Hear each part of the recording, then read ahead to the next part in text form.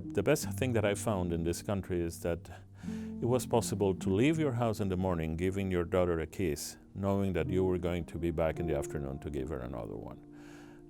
I didn't feel that when she was born and I was living in my country. I was working as a journalist at a radio network when one of those negotiations between the guerrilla and the government took place in end of 1998, beginning of 1999.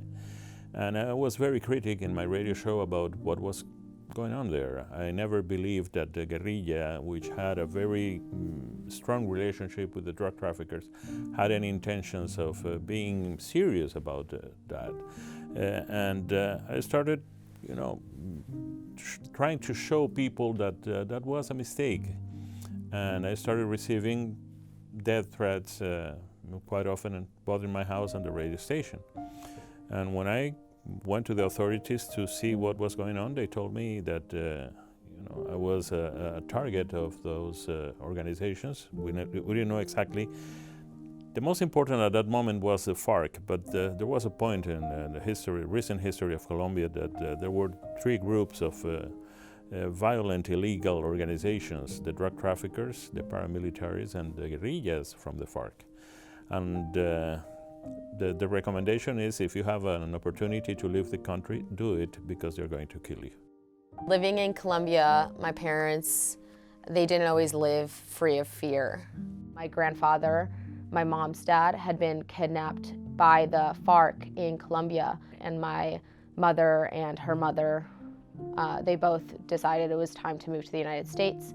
Being able to raise a family in a safe neighborhood with a strong police force and economic opportunity is the greatest gift that they have given me and my brother.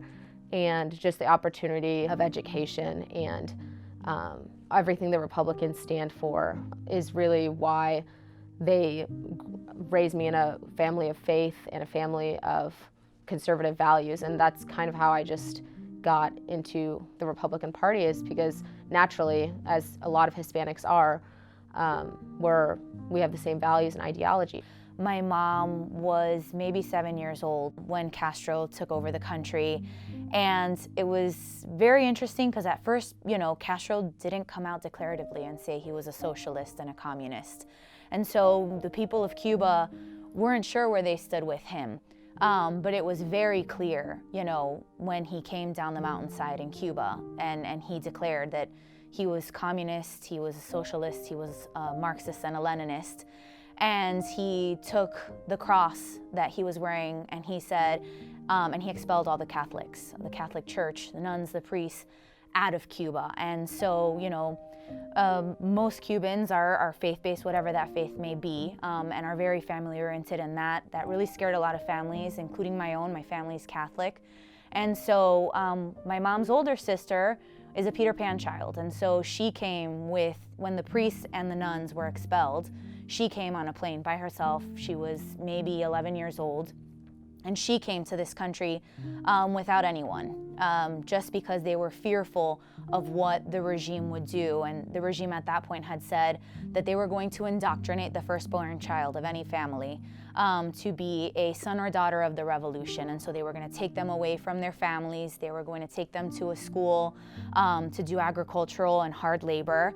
And they were going to teach them the ways of communism and socialism. And they were going to be a ward of the state.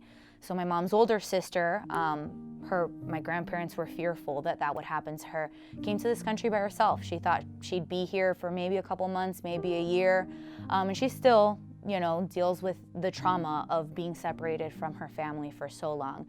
And, at that point, Castro said, well, if you've sent your firstborn child, then it'll be your secondborn child. And so then my mom was taken over and separated from her family and taken to do hard agricultural labor and be indoctrinated by the revolution. And so fortunately for my family, they were able to escape through Mexico. They received, visas and safe passage through Mexico and eventually were able to make it to the United States. It's a story that most Cuban Americans know. I'm first generation Mexican. My parents immigrated on their own behalf when my father was 23 and my mother was 15. They both had to leave Mexico due to the lack of economic opportunities that they had over there. So my grandfather actually has a coffee factory in Mexico and brought over the plant to Houston, Texas. So it is now the largest plant for decaffeinated and caffeinated coffee in the world. The United States gave them opportunities that Mexico was never able to, and at the same time gave us opportunities. We were able to live in the freest country in the world, and that for us is our greatest gift, so we try to give back in kind.